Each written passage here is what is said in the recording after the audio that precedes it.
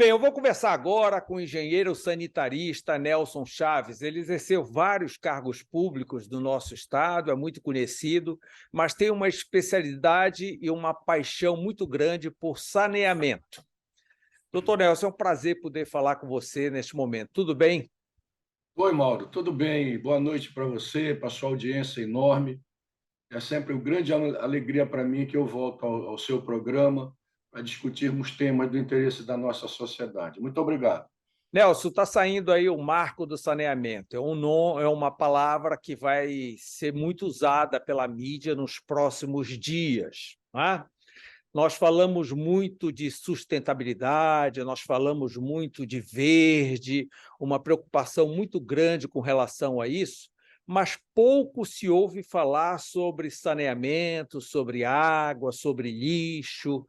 Isso também faz parte da sustentabilidade. E você é especialista nesta área, né? Você já atuou na COSAMPA, na Caixa Econômica, no BNH, no DNOS, quer dizer, uma série de cargos que assumiu e experiências nessa área que pode contribuir conosco nesse momento. Qual a importância da água? Que a gente sabe genericamente, ninguém vive sem água, mas uma água potável, uma água boa. Ela é fundamental, Mauro, para a saúde. Você, se não tiver água em condições de potabilidade, fatalmente a população que não tem acesso à água vai adoecer. Quero lhe lembrar um dado que é bastante conhecido de todos, a mídia sempre veicula isso e com muita razão, que internações hospitalares em nosso país, mais de 50% dessas internações hospitalares poderiam ser evitadas, porque elas são decorrentes exatamente da água potável para grande parte da nossa população.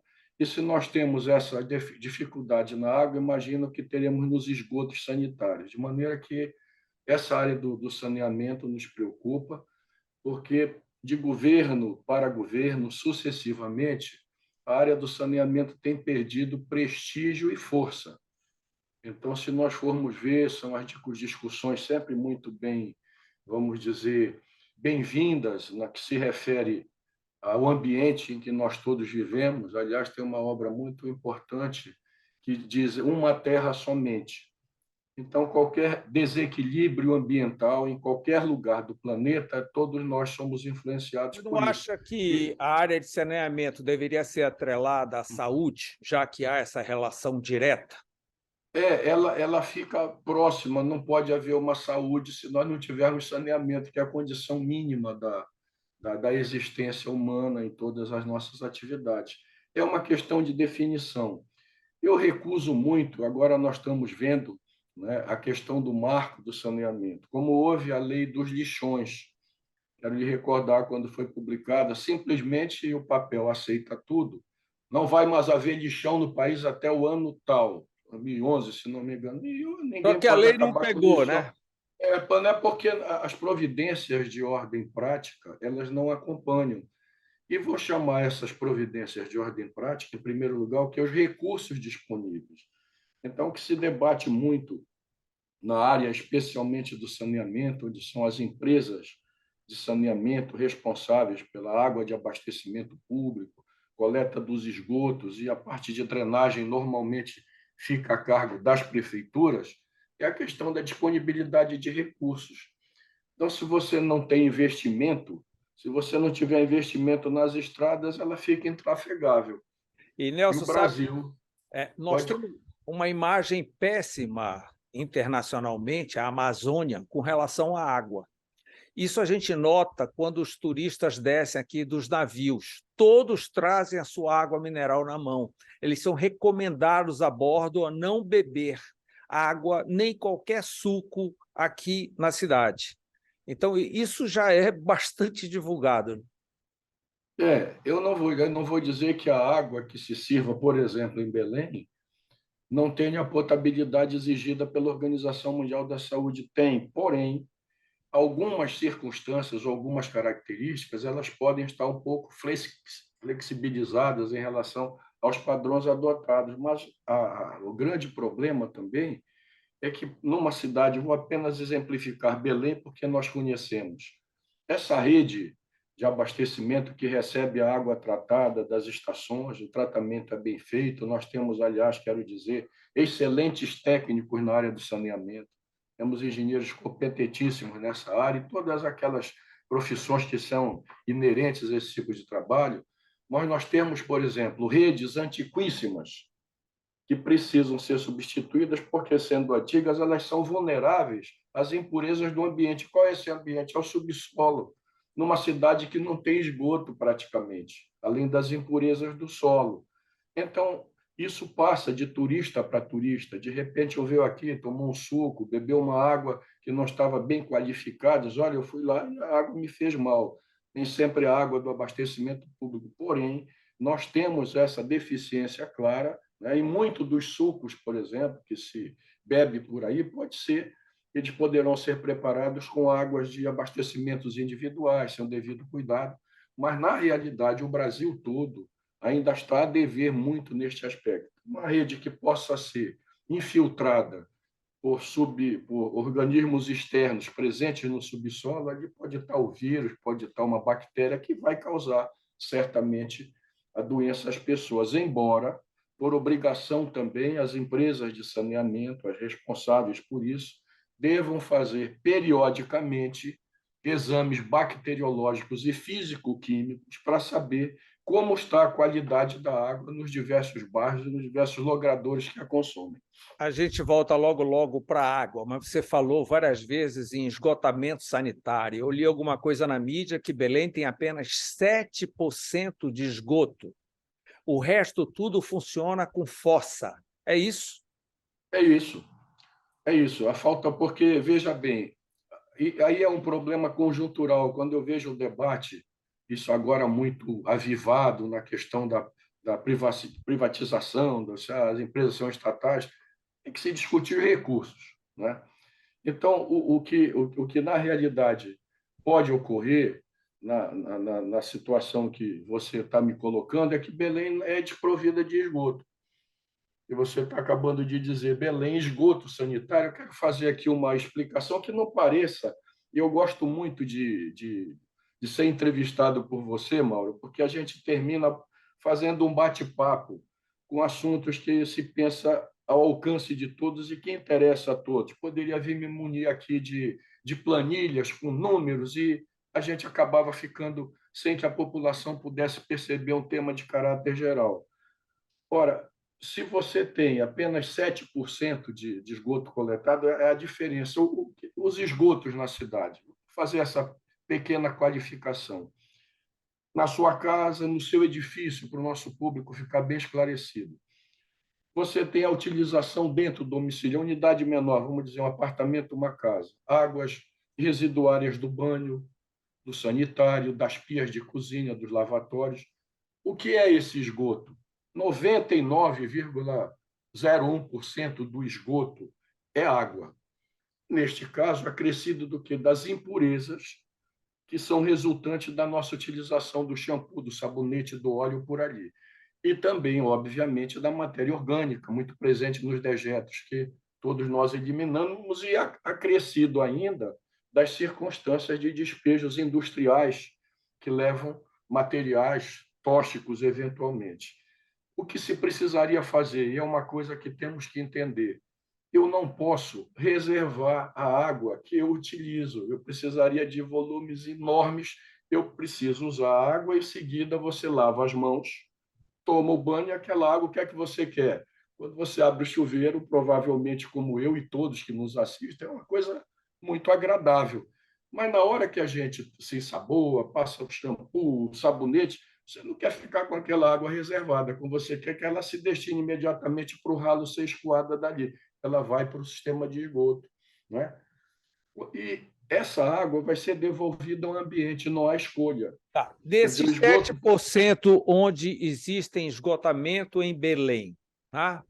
Essa água recebe um tipo de tratamento para depois voltar para o ambiente. Onde é feito esse tratamento? Como é que é feito? nós temos aqui ali da Arthur Bernardes, ali adiante da Igreja do Perpétuo Socorro, indo de Belém para Iquaraci, uma unidade da CUSAMP, que trata esse efluente, vamos dizer assim, produzido nessa pequena área da cidade que tem o conforto do esgoto sanitário, que eu queria lhe dizer. Só para entrar no detalhe que eu estava falando, essa é a parte do esgoto sanitário que nós chamamos. A outra parte são águas pluviais, águas que são coletadas nas áreas internas dos prédios, na rua, que elas deveriam ser, né, o esgoto sanitário por uma rede e as águas pluviais por outra rede.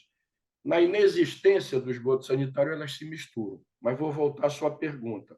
Então, esses 7%, admitindo com toda essa carga que nós estamos explicando aqui, ela passa por um tratamento para ser devolvida ao ambiente. Qual é o ambiente nosso aqui? Baía de Guajará.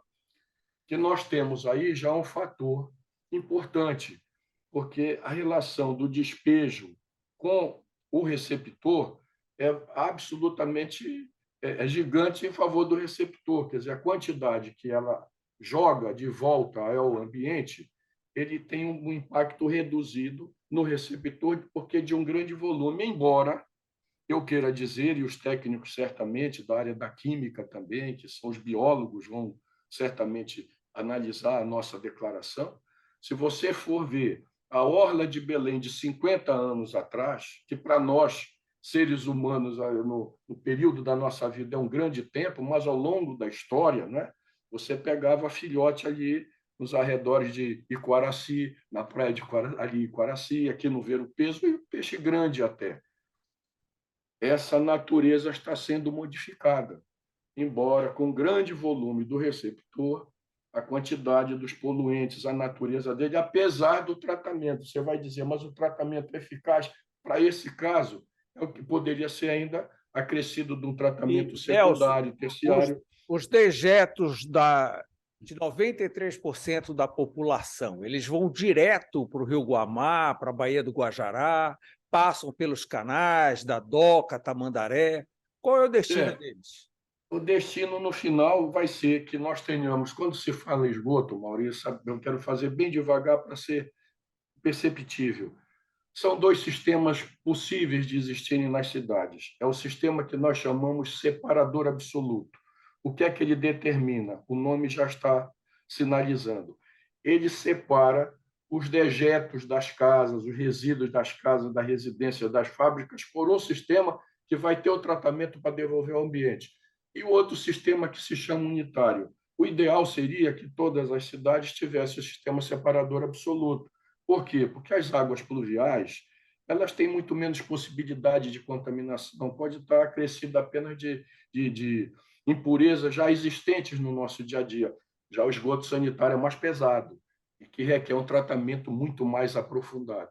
Quando nós não temos o sistema de esgoto sanitário, que é o nosso caso aqui, mas não só de Belém, é o caso de quase todo o nosso país, o que acontece? Você mistura o esgoto sanitário com o esgoto pluvial, com a drenagem urbana, com os esgotos, e tudo vai ficar, então, potencialmente muito perigoso. Vou lhe fazer uma observação, você certamente já testemunhou isso. Alguns canais de Belém, eles têm a coloração extremamente escura, porque a água da chuva não é escura quando cai, é porque ela entra em contato com esgoto in natura, que não tendo condição de ser jogado no sistema separador absoluto para o seu tratamento, o seu transporte e o tratamento entre a sua casa, o seu edifício, a escola, os esgotos são recolhidos na rede e vão ser transportados, às vezes, a quilômetros de distância para uma estação de tratamento. Não havendo essa possibilidade, Vai direto eles para o são rio. jogados e, no caso nosso, como nós temos os canais, alguns revestidos, mas mesmo revestidos, vamos ali para a Doca, onde muitas pessoas praticam a corrida, a caminhada, um local agradável, mas ninguém quer tomar banho no canal das Armas, como não quer tomar banho do Datamandaré. E se você for ver o canal da Agora eu lhe Quitinha, pergunto, quando abre a comporta, que a água entra, enche e volta, não leva essa impureza, não? essa matéria orgânica, como o esgoto sanitário está sendo indevidamente encaminhado aos canais de Belém, quer revestidos ou não, pela ausência do sistema separador absoluto, que levaria somente à questão dos dejetos, das impurezas de maior consideração a ser feitas, vai ser misturado no canal e o volume é muito grande. Quer dizer, o que se produz de resíduos numa cidade como Belém e tantas outras, ele é muito grande. Ele vai, né, e é arremessado aos canais a céu aberto, e eles têm, então, a coloração muito escura, e se passar perto do canal, você vai sentir, às vezes, um aroma não muito agradável, que é aquilo. É É a verdade. metabolização da matéria orgânica, e nessa metabolização você produz o gás, né, de um odor Agora, que não é Nelson, muito agradável. esses canais todos têm comportas, tanto da Nem todos, Tamandaré, nem nem todos, todos. Por nem que que ainda, todos. ainda alaga, por exemplo, na Doca? Por que que ainda alaga na Tamandaré? Não tem controle com a comporta ou não É, cabe mais? é, é uma questão de manutenção. Se o equipamento estiver, você, na hora da quilometragem, você troca o óleo do seu carro, suponho, né? Então, o que acontece? A comporta é um equipamento e ela, às vezes, ela sofre emperramentos. Por quê? Porque, teoricamente, está projetada a receber somente os líquidos. Já vem uma outra questão do saneamento. Os nossos canais também são depositários, muitas vezes, do lixo. Nós vivemos na era do plástico. Se você passar de Ipaiquaraci, terra que você gosta muito, eu também, não é? Você vai ver o canal do Una, que tem lá a comporta do Jacarezinho e do Una, que inclusive tive a honra de fazer a retificação do Una, chegando às águas do São Joaquim, do Igarapé do Galo, para arremessar na Baía de Guajalá uma bateria de comporta. Então, a comporta, a função dela é fazer com que, na hora que a maré fique na pré-mar, essa água não entre nos canais. Os canais acumulariam mesmo no período de uma chuva maior, aquele volume. Ele funciona tipo um flap de avião, só para um lado. Há outros tipos de comporta, que sejam acionados mecanicamente, até através de controle remoto hoje, os mais modernos, mas ela funciona no sentido de reservar o volume dos canais quando a maré baixa, como se fosse um flap de avião, ele abre aquela água despejada. Porém, como todo equipamento, precisa de manutenção.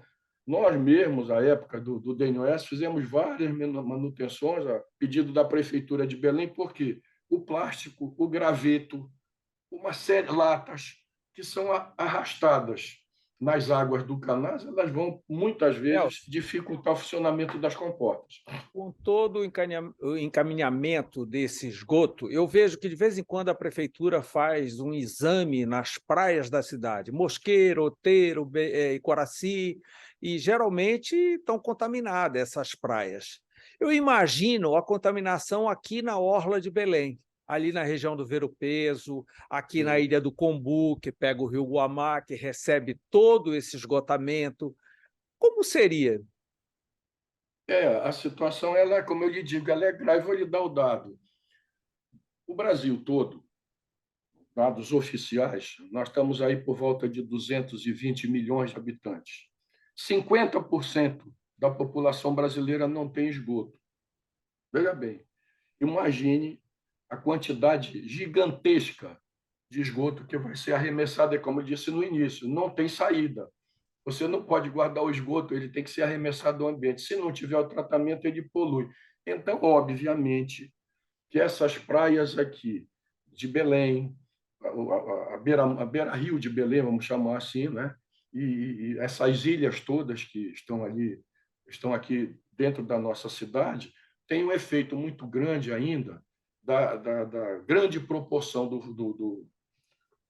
volume do corpo receptor nas contribuições que recebe. As ilhas, como é o caso do Combu, porque a população é menos concentrada. Então, esses efeitos eles demorarão um pouco mais a aparecer. Porém, a Organização Mundial da Saúde tem um parâmetro que dá a balneabilidade dos locais de banho, por exemplo, dos lagos, dos rios, das orlas.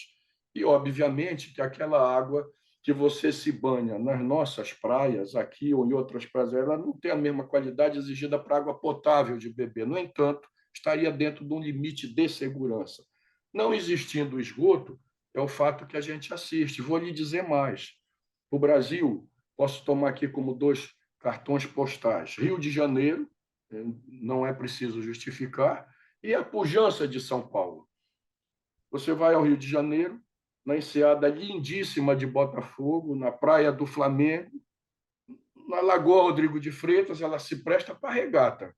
Você não vê ninguém se banhando na Lagoa Rodrigo de Freitas, embora, se você olhar nas águas da lagoa, você vê os peixes, você vê aves aquáticas.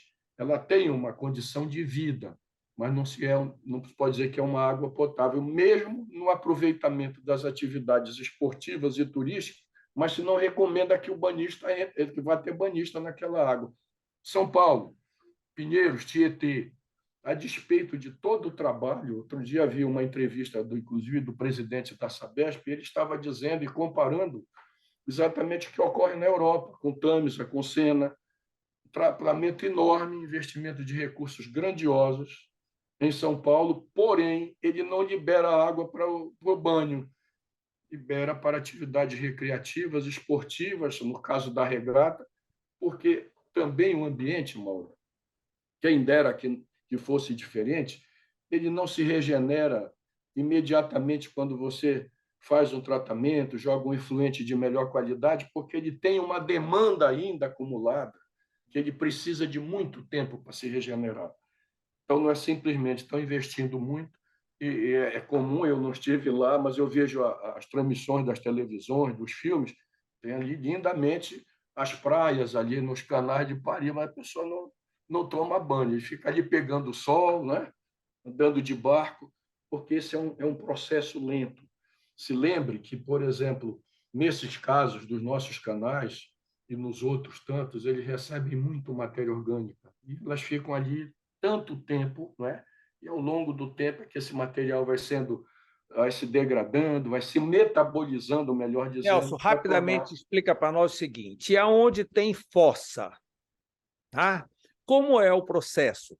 Não há uma contaminação com lençol freático, que dizem que aqui é muito próximo, é muito alto.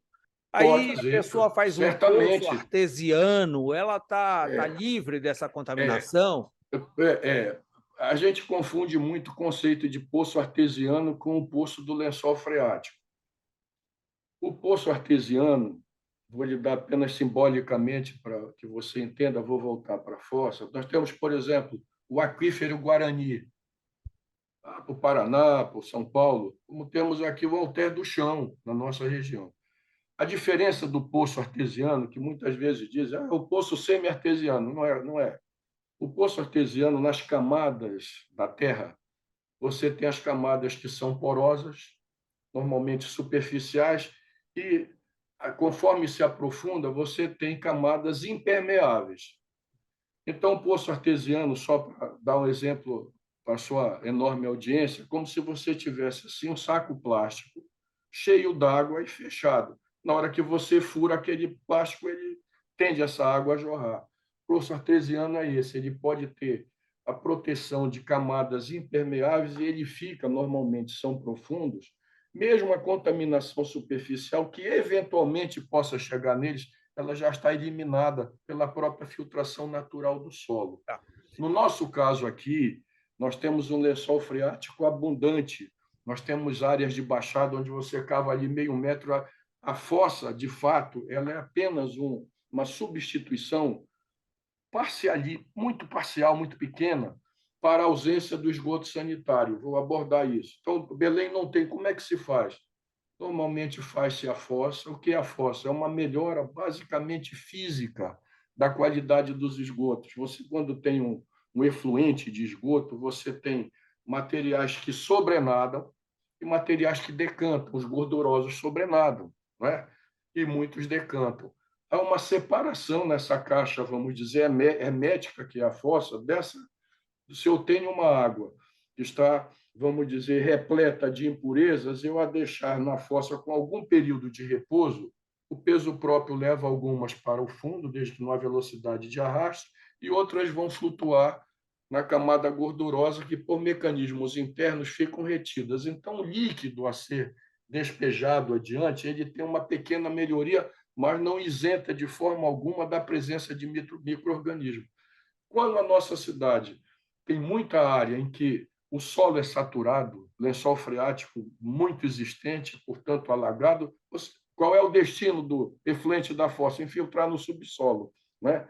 Como não acontece isso, joga na galeria de águas pluviais, que é outro grande problema. Então, tem a galeria, aquela confusão, mas a minha casa tem esgoto, às vezes não tem. Ela tem uma galeria de água pluvial, e a fossa vai e infiltra, e na água pluvial lá vai ela para os canais. Quer dizer, ela já está, nas que tem fossa, num estado eventualmente físico de melhor qualidade, porém ainda com grande preocupação e com grande perigo para a população. Nelson, nós vamos a um breve intervalo e na volta eu quero falar sobre lixo orgânico, que é um grande problema também das cidades brasileiras e que aqui nós estamos num grande impasse na área metropolitana de Belém. Eu volto já.